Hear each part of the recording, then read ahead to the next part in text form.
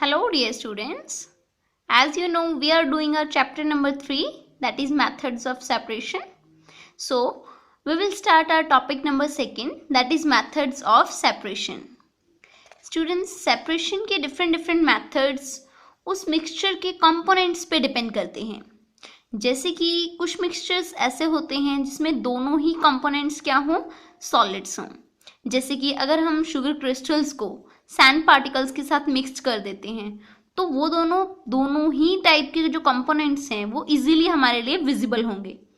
चीनी के जो छोटे छोटे दाने हैं, अगर हम उसे मिट्टी में मिला देते हैं तो चीनी अलग से उसमें दिखाई आपको दे जाएगी. सो उन दोनों को अलग करना ईजी है. लेकिन अगर हम चीनी को, शुगर को वाटर में डिसॉल्व कर देते हैं तो वो उसमें बिल्कुल कंप्लीटली डिसॉल्व हो जाती है. उसमें जो दोनों काइंड के कंपोनेंट्स हैं वो आपको विजिबल नहीं होंगे, दिखाई नहीं देंगे. सो उनको सेपरेट करना बहुत ही मुश्किल हो जाएगा. सो स्टूडेंट्स, जैसे आप देखते हो कि अगर लिक्विड के अंदर सॉलिड्स डले हों तो उनको हम सेपरेट कर सकते हैं. फॉर एग्जाम्पल, आपके घर में, सभी के घर में चाय बनती है ना, तो उस लिक्विड के अंदर क्या होता है, टी लीव्स होते हैं, चाय पत्तियां होती हैं. उनको हम इजीली स्ट्रेनर की हेल्प से सेपरेट कर सकते हैं. ऐसे ही अगर आपके पास कोई ऐसा मिक्सचर है जिसके दो कंपोनेंट्स में से सिर्फ एक के अंदर कोई ऐसी प्रॉपर्टी है जो दूसरे के अंदर नहीं है, तो उन दोनों को भी सेपरेट इजीली किया जा सकता है. फॉर एग्जाम्पल, अगर हमारे पास आयरन फिलिंग्स और सल्फर का मिक्सचर है, मीन्स सल्फर पाउडर है और उसके अंदर लोहे के कुछ टुकड़े मिक्स्ड हैं, तो उसको हम इजीली एक मैग्नेट की हेल्प से सेपरेट कर सकते हैं. क्योंकि मैग्नेट क्या करता है, आयरन को अपनी तरफ अट्रैक्ट कर लेता है, तो पीछे जो बच जाएगा वो ओनली होगा सल्फर पाउडर. सो इनको सेपरेट किया जा सकता है. नेक्स्ट अब हम करेंगे स्टूडेंट्स सेपरेशन के वो मेथड्स जो सिर्फ उन मिक्सचर्स के लिए काम आएंगे जिनमें डिफरेंट काइंड के जो कंपोनेंट्स हैं वो सॉलिड्स हैं. अगर आपको सॉलिड्स को सॉलिड से ही अलग करना हो, मीन्स किसी एक मिक्सचर के अंदर सभी टाइप्स के जो कंपोनेंट्स हैं वो हैं सॉलिड्स, उनको हम अलग कैसे करेंगे, उसके लिए फर्स्ट मेथड होता है हैंड पिकिंग. आप सभी के घर में किया जाता है. फॉर एग्जाम्पल, आप राइस लेके आते हो या फिर पल्सेस लेके आते हो, दाल चावल, तो उनमें अगर छोटे छोटे कंकर पत्थर होते हैं तो उनको हम किस मेथड से अलग करते हैं, हैंड पिकिंग से. आपकी मम्मा उसमें से स्टोन्स वगैरह को इजीली हैंड से ही पिक करती हैं, हाथ से उसमें से चुप के उनको बाहर फेंक देती हैं. तो ये हमारा फर्स्ट मेथड है हैंड पिकिंग. वो मेथड होता है जिसमें हम अनडिजायरेबल सॉलिड सब्सटेंसेस को हैंड्स की हेल्प से सेपरेट करते हैं. कब कब यूज़ किया जाता है, या तो वो मिक्सचर मीन्स बहुत ज़्यादा नहीं होना चाहिए, तब हम इस मेथड से कर लेते हैं कि चलो थोड़ी सी दाल है उसको हम हाथों से साफ कर लेंगे. और दूसरा किस कंडीशन में होगा, अगर उसके जो मान लो कंकर पत्थर हैं वो दाल से साइज में थोड़े डिफरेंट होंगे, कलर में डिफरेंट होंगे, तभी हमें दिखाई देंगे ना वो.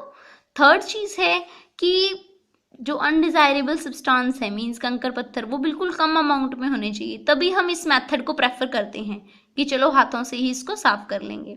तो ये 3 कंडीशंस में हम इस मेथड को यूज़ करते हैं. नेक्स्ट आता है स्टूडेंट हमारे पास second method, sieving. Sieving means छानना. तो आप सभी के घर में आप आटे को छानते हो, आपकी मम्मा ज़रूर छानती होंगी. तो फ्लोर की हम सीविंग करते हैं किसके ज़रिए, सीव के ज़रिए. सीव मीन्स छालनी. तो ये बिल्कुल स्मॉलर स्केल पे तब किया जाता है, जैसे घर में थोड़ा सा आटा छानना है तो हम इसकी हेल्प से, सीव के हेल्प से इसको छान लेते हैं. लेकिन कई बार क्या होता है कि सीमेंट, बजरी, ये सब जो लार्जर स्केल पे बिल्डिंग्स बनाने के लिए मिक्सचर्स होते हैं, उनको सेपरेट करने के लिए काफ़ी बड़ी सीव यूज़ की जाती है, जिसमें से उस मिक्सचर के अनडिजायरेबल कंपोनेंट्स को अलग कर दिया जाता है. तो ये है हमारा सेकेंड मेथड.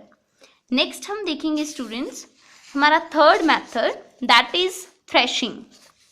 थ्रेशिंग कब यूज़ की जाती है ये प्रैक्टिस, ये प्रोसेस तब यूज़ होती है स्टूडेंट्स जब हमें ग्रेन्स को स्टॉक से अलग करना होता है. आपने वीट की जो फसल है वो ज़रूर देखी होगी. वीट क्रॉप्स में क्या होता है स्टूडेंट्स, कनक की फसल में, कनक में जो नीचे बिल्कुल ये वाली स्टॉक्स होती हैं, उन स्टॉक्स के टिप्स पे जाके कनक लगी होती है. वीट जो है वो ग्रोन होती है. जब वो फुली ग्रोन हो जाती है, पक जाती है, बिल्कुल पकने के बाद उसकी थ्रेशिंग की प्रोसेस होती है. मीन्स उसके जो अनाज के दाने हैं, कनक है, उनको अलग किया जाता है। उस प्रोसेस को हम बोलते हैं थ्रेशिंग। ये कई टाइप से होती है, या तो हम इसको ग्राउंड पे या किसी ड्रम के ऊपर इन स्टॉक्स को बीट करते हैं, इनको पीटते हैं, तो उनमें से जो दाने हैं वो अलग निकल जाते हैं, स्टॉक्स अलग रह जाती हैं। और आजकल तो ये प्रोसेस की जाती है स्टूडेंट्स मशीन्स की हेल्प से। आप सभी देखते हैं थ्रेशर्स आए हुए हैं, थ्रेशर्स की हेल्प से क्या है, स्टॉक्स अलग हो जाती हैं और दाने अलग हो जाते हैं। नेक्स्ट एंड लास्ट मेथड है स्टूडेंट्स सॉलिड्स को सेपरेट करने का, विनोइंग। विनोइंग के मेथड में क्या होता है कि जो कंपोनेंट्स हैं उसमें से एक टाइप के कंपोनेंट हल्के होते हैं वेट में और दूसरे टाइप के कंपोनेंट हैवी होते हैं, तो उस टाइप के मिक्सचर को हम विनोइंग के मेथड से सेपरेट करते हैं। इसको सेपरेट करने के लिए क्या ज़रूरी है, एयर, हवा का चलना बहुत ज़रूरी है कि विंड की स्पीड अच्छी होनी चाहिए, तभी जो हल्के पार्टिकल्स होंगे वो हवा के ज़रिए उड़ के दूसरी साइड चले जाएंगे और जो हैवी होंगे वो नीचे गिर जाएंगे। अगर नेचुरली विंड नहीं चल रही होती तो हम फ़ैन की हेल्प भी ले लेते हैं इसके लिए, कि एक साइड में फ़ैन ऑन कर लिया तो उसकी प्रेशर की वजह से जो लाइट पार्टिकल्स हैं वो दूसरी साइड सेपरेट हो जाते हैं। आई होप स्टूडेंट्स आपको ये चारों मेथड्स बिल्कुल क्लियर होंगे, hand picking, sieving, threshing and winnowing. So read them properly.